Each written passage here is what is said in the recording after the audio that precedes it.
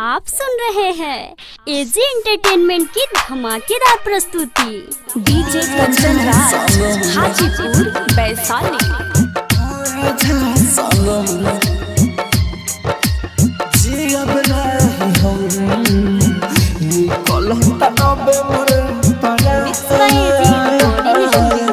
आजा सनम जियब नहीं हम निकलता अब मोर परान।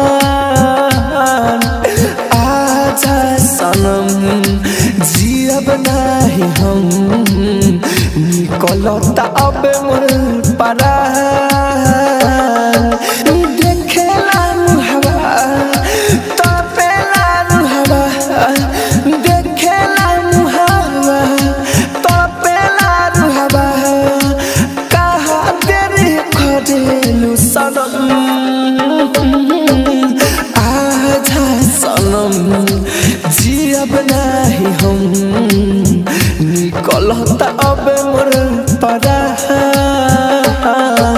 आप सुन रहे हैं एजी एंटरटेनमेंट की धमाकेदार प्रस्तुति। डीजे कंचन राज हाजीपुर वैशाली। जियब नहीं हम निकलता अब मोर रुकल बाड़ू काहे पैया हो हब नहीं खेसा मैया हो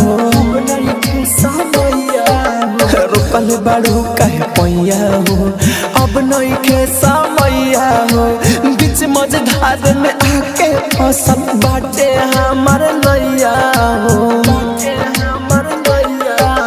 टूट गइल बा सपना सगर टूटल हरमान।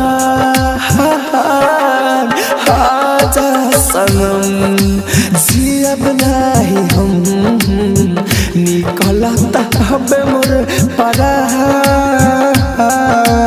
आप सुन रहे हैं एजी एंटरटेनमेंट की धमाकेदार प्रस्तुति। सनम डीजे कंचन राज हाजीपुर वैशाली। जियब नहीं हम निकलता अब मोर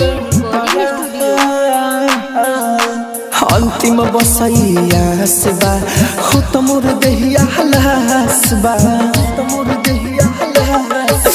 अंतिम बसैया सेवा हो त मोर देहिया हलासबा होई बू देखे महिरम कसके तो पे बिसवासबा हमरा मुना के तू त बतिया लनमा।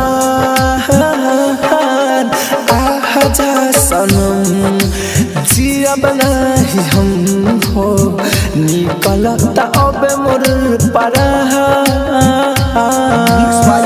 एजी रिकॉर्डिंग स्टूडियो रोशनपुर सपहा।